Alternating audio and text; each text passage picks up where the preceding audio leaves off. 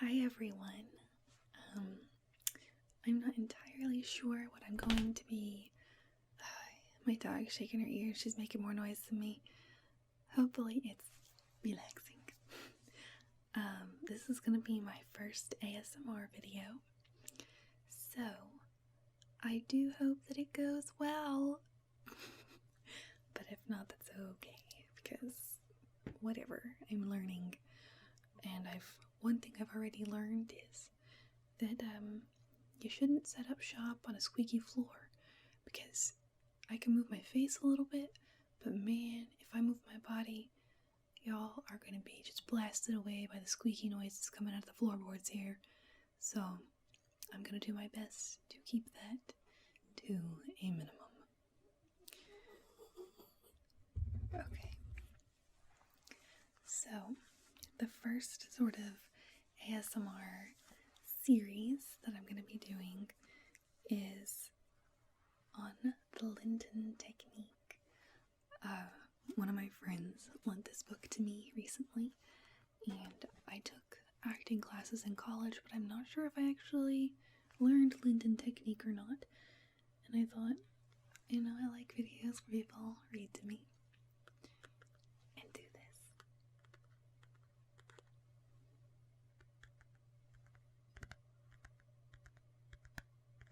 I think it's one of the best sounds.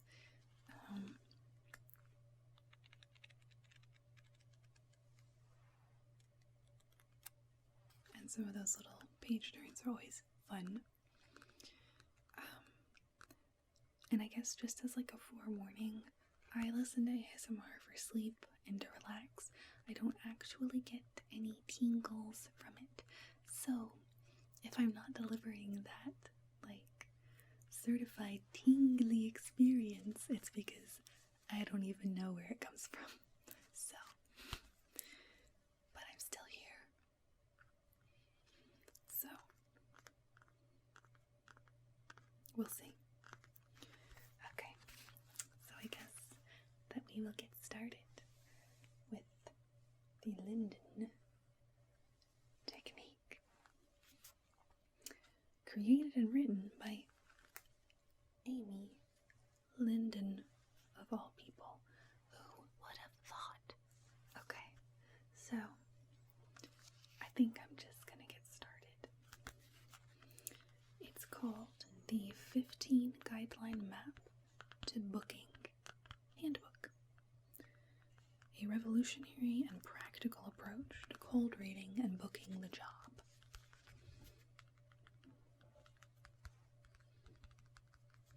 The back of the book says,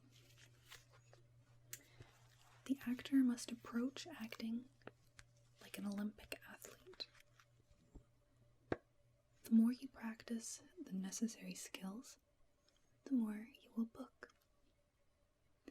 When a high level of discipline and concentration on the work is achieved, you will see incredible results. I don't even know if I understood what I just read. Because I'm trying to focus on doing this video right. I know my dog keeps making laborious breathing noises. She is so cute. She's part Chihuahua. I am such a Chihuahua girl. I love them.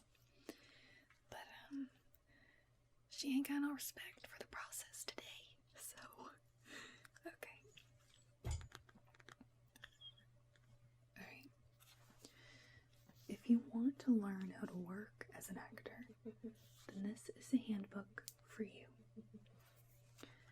The Lyndon Technique is revolutionary in that it provides a practical approach to auditioning and booking the job on the first take. This way of working is for any actor at any level in their career who wishes to learn the art of competition. This technique has helped thousands realize their dream of consistently working as an actor. After learning this technique, you will be able to pick up any script in any genre and always know what you are doing. You will know how to break down a script properly and enjoy the ride in the audition room. You will go from the bottom 99% to the top 1% of actors booking jobs. That is a bold claim, Amy Lyndon. We'll see about that. Amy Lyndon has worked as an actress for more than 20 years! Exclamation point.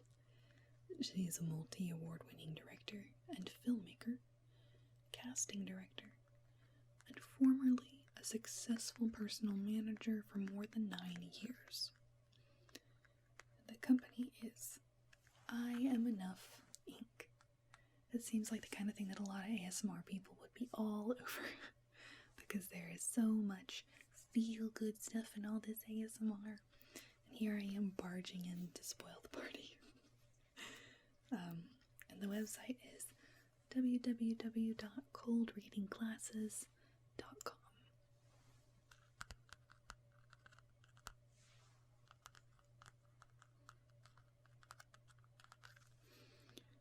Okay. Alrighty.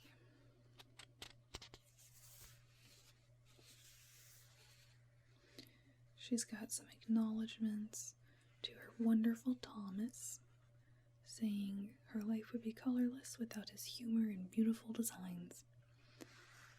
Her mom, etc., students who encouraged her to write the book, and to Harry Maestro George for teaching her that story always comes first.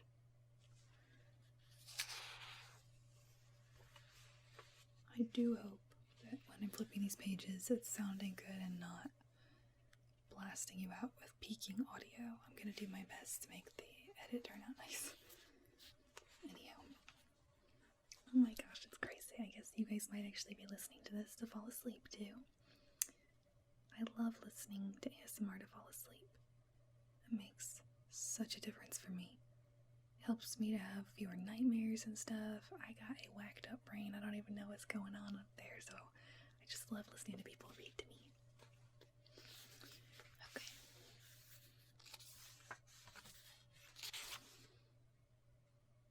Okay, here we go. Introduction.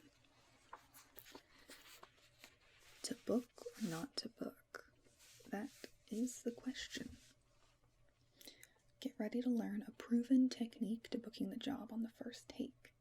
This way of working is for anyone that wishes to compete at a high level.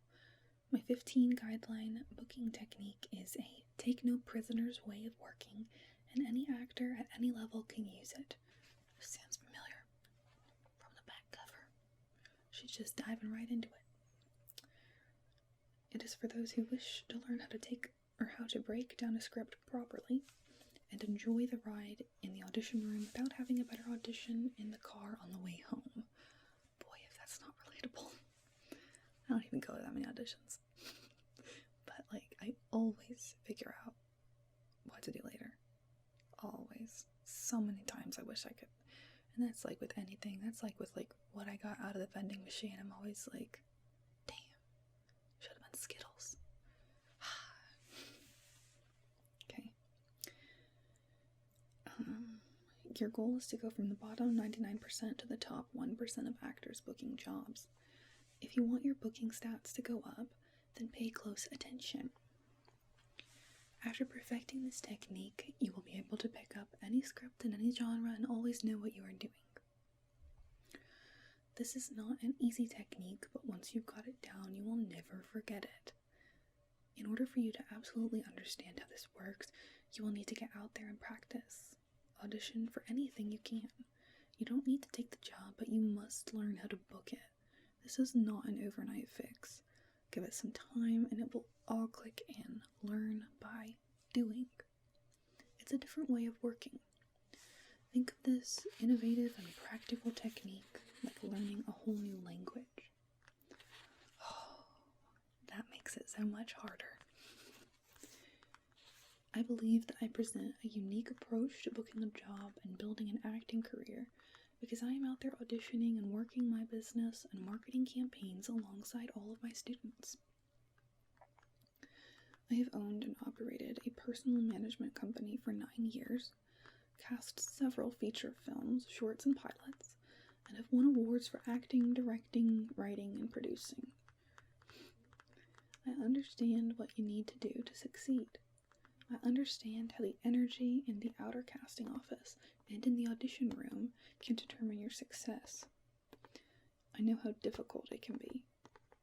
There was a period in my life when I had 3 survival jobs at one time just to pursue my acting career.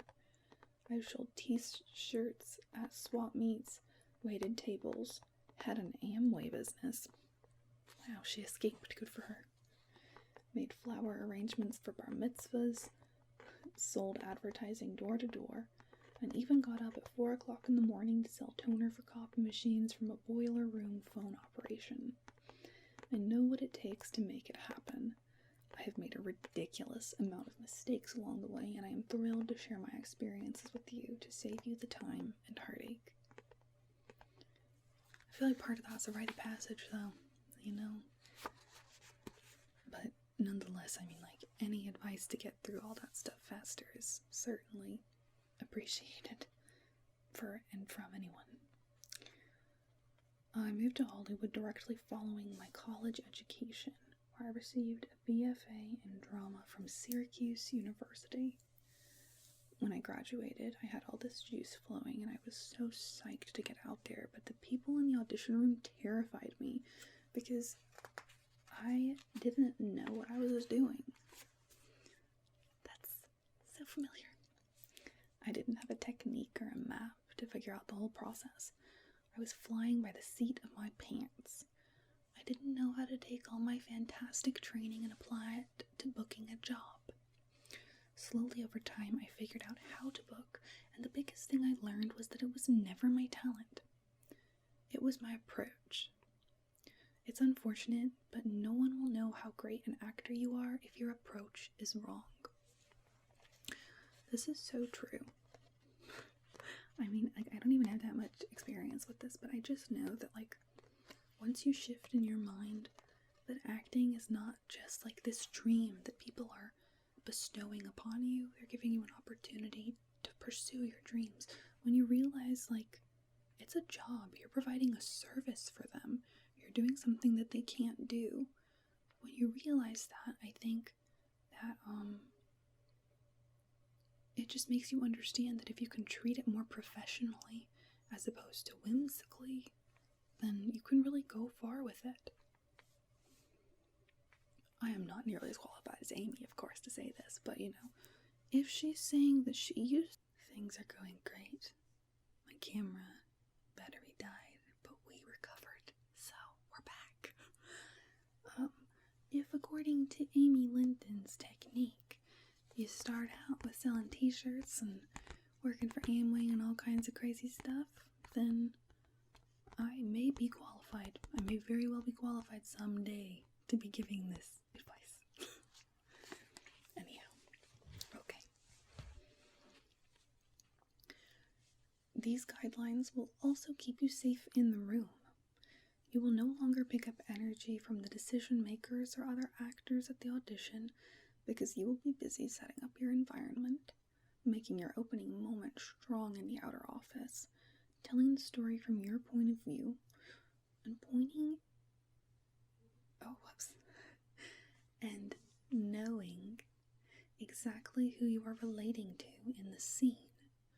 Part of the reason actors have issues booking is nerves and judgment. You want to act because you have talent and you want to be seen, but when you're seen, you're nervous and affected by the judgment of the decision makers.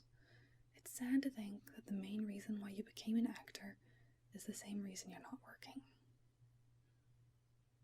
That is a bummer, isn't it? The good news is, those days are over. I am giving you a map to booking so you will always know exactly what you are doing. You will get to a place where you'll be so completely immersed with the story and the specifics that you won't have time to be nervous. It won't even matter who's in the room at that point because you'll be too busy. You'll go in, hit that audition hard, walk to your car, and before you know it, you had an amazing experience and you won't even remember who was in the room. That is the ultimate goal we all strive for. With this technique, you cannot skip corners and be lazy. This part is bolded It's the first bolded statement, so it is very important to Amy Lyndon. Answer the questions in the order that it is laid out in this handbook. Remember, you are only going to be as good as your homework. Write the answers to the questions directly onto the pages of your script. If it's not written all over the pages, then it's not going to be in your head. The more homework you do, the more specific you're going to be. And the more you're going to be able to completely let go and perform at the top of your game. This is a tedious and logically straightforward technique that requires great discipline, but is worth it when you see the results. You can literally turn your career around today. It really is true that success occurs when preparedness meets opportunity. And that's the end of the introduction.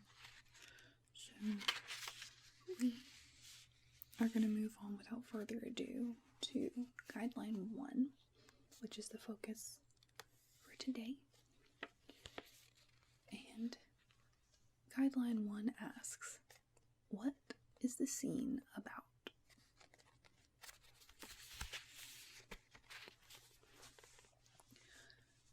When you receive your sides, also known as a scene or a script, no A, I guess that doesn't matter.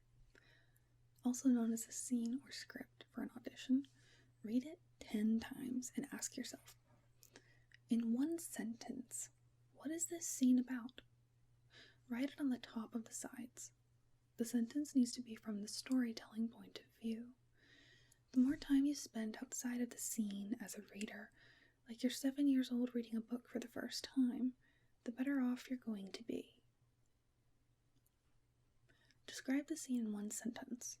For example, a man and a woman argue about the wedding of a close friend. If you jump in too quickly, then you'll have no perspective on what's really going on in the story. You're only going to be playing what you think you should be playing, instead of understanding the whole story from the writer's perspective. A great example would be a catchphrase on a movie poster that says, "She conquered, he made love mercifully, they were a frightful pair." Make sure the sentence is not from your point of view. It needs to be from the story's point of view. Okay. So she's saying, don't focus in necessarily even on the actor or the part you're playing. Look at it as a whole so you can see how you can affect the story the best. I think. The story always comes first. The writer is the captain of the ship. Respect the writer. I like this because I am a writer. You don't get the opportunity to rewrite the script to fit your needs. Whatever the writer tells you to do, do it. You're the actor, not the writer or the director. The sides will tell you everything you need to know. Bolded and italicized. Don't make anything up. What you are reading is the truth. If the character says that they hate the other person, then they hate the other person in that moment until it changes, unless there's an action line or a parenthetical suggesting otherwise. Don't make anything up to make your read stand out to impress anyone. You will stand out if you read it exactly as written. Bolded, the writer makes your choices for you. Believe me, making random choices is the biggest mistake an actor can make. You want the writer in the room to say, the actor read it exactly as I wrote it. That's the character.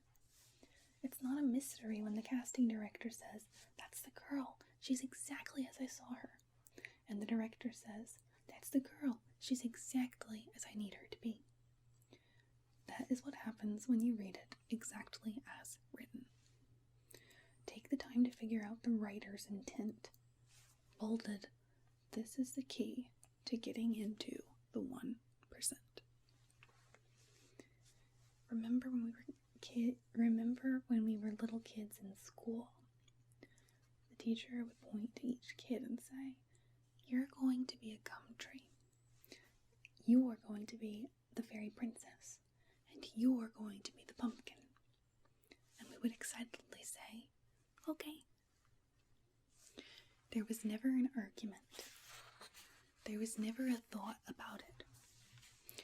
If the writer wants you to do something, do it. Always ask yourself, what does the writer want me to do today? Do it as written.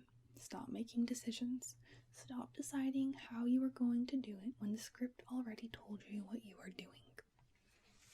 So this is interesting because it does go against what a lot of people seem to have said about what works in an audition, because they talk about, the other thing is that, this is just one person's perspective. I've been watching some videos online from different casting directors and their opinions, and even just, two different casting directors will disagree with each other about what they want. Some of them talked about how if the script says that somebody yells, it can be interesting and very different and make you stand out in the monotony of 70 people reading the same script for you to whisper that part instead, like in a threatening whisper yell or something, just because it gives something different. So it is curious to hear in this book that she's saying to keep it all exactly the same. Don't waste time making up events that are not written. You really do have enough to play with. You don't need to make up a backstory because it was probably already shot in another scene. Concentrate on the scene at hand. Look at it like a frame in a film. Read everything slowly, including the action. Reading it 10 times will keep you outside of the scene instead of making choices and decisions about your character, which can oftentimes leave out so many details about who you are. It's important to look at each character's point of view without judgment, because if you don't, you won't be aware of what other people are saying about you, and you won't figure out why you're even in the story to begin with. Ask yourself, why did the writer write you? Why are you in the scene? That's interesting. I do try to do some of this stuff. Oh, I hope this doesn't make that annoying glass noise. 1 second.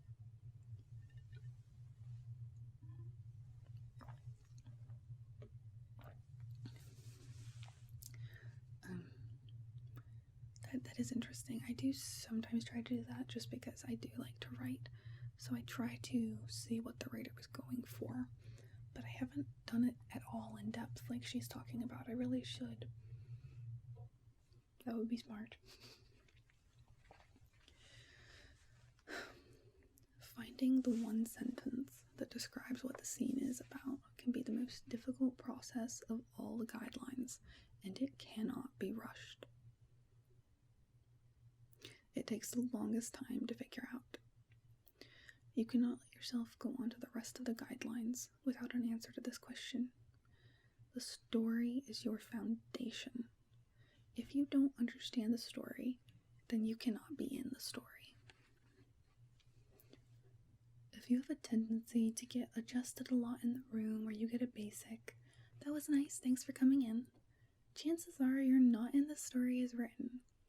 You want to go in, nail it, and go home and get on with your life. Television is story-driven. It's very important to know why you're in the script. There are a lot of people who don't book jobs because they're doing too much for the character as written. If you're not the series regular, then your main function is to move the story along. Fulfill the story. A lot of actors want so much to be remembered that they overshoot the audition by becoming more important than the star. Don't pull focus. Know your place in the script. If you're not booking television, then you think you're more important than the story. For example, if you're serving drinks in the scene, then you're just a cocktail waitress. If you're delivering pizza, then you're just the pizza delivery guy. That's it. Feature film, on the other hand, is character driven. Every single role in a feature film is important. You can receive an Academy Award for a small supporting role. Know why your character is important to the story. Then fulfill the character to the best of your ability.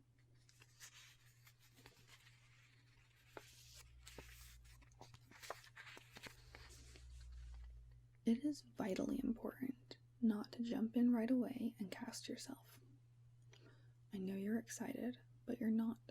Or rather, I know you're excited, but you're doing yourself a huge disservice if you jump in too quickly and only look at your lines and make all these decisions, aka choices. If you do that, then you'll only know 50% of the story, your 50%, and therefore only have a 50% chance of booking. When you read both roles equally, you'll have a stronger foundation and understanding 100% of the time. Be careful of judging the material negatively.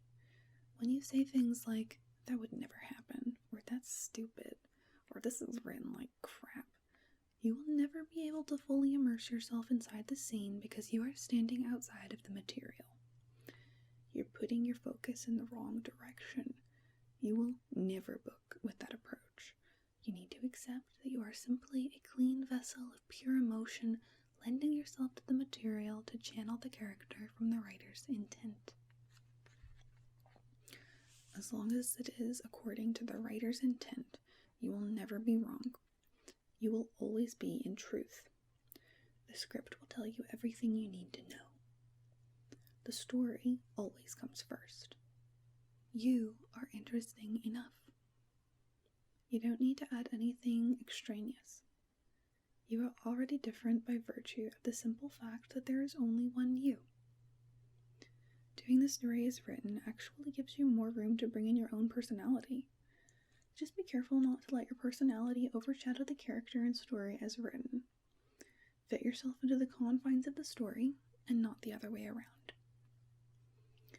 It's very important to note that a scene hardly ever starts at the beginning. We're usually dumped into the middle of a conversation that already has the energy within that relationship created.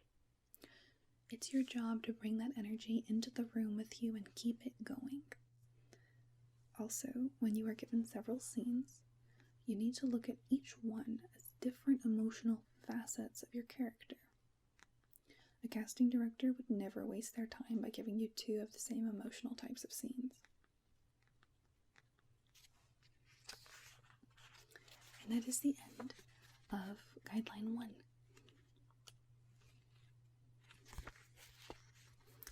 So, oh my goodness gracious, I am such a shiny girl. Yikes. So I kind of got a little distracted by trying to make sure I was reading this well, and I might have missed out on some things for how, I'm trying to read this so I can get better at this kind of thing. Let me think about what happened at the end here.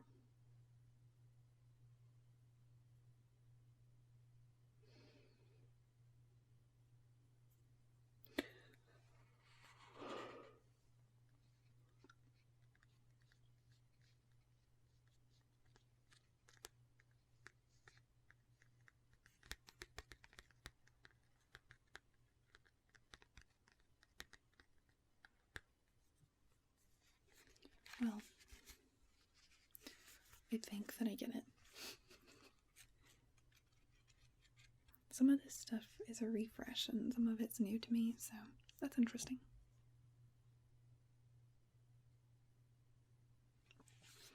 Cool, so that was Guideline 1 and the introduction, and then I guess, wow, my first ASMR video.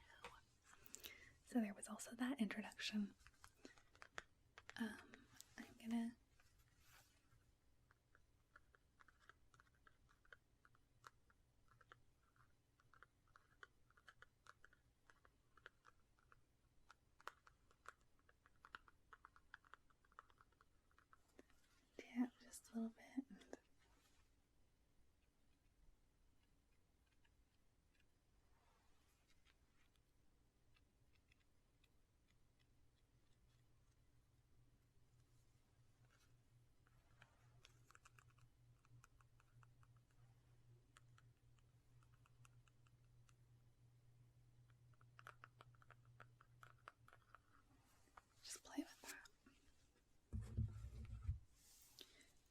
Okay, so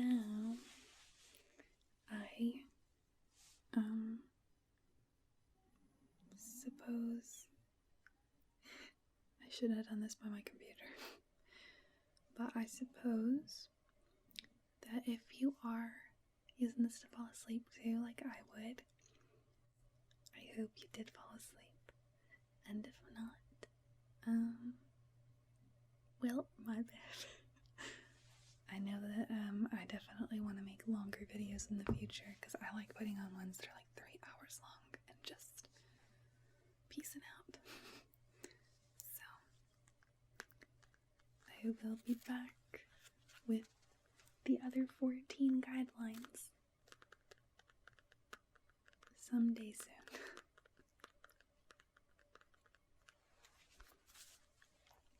And hopefully by the next video I'll know a little bit more for sure about what I actually am going to use as my ASMR username, because I don't know yet. I had an idea, but it's the same as what I use on like some new apps that I signed up for, and I was kind of hoping to be like undercover on this platform, you know, like if people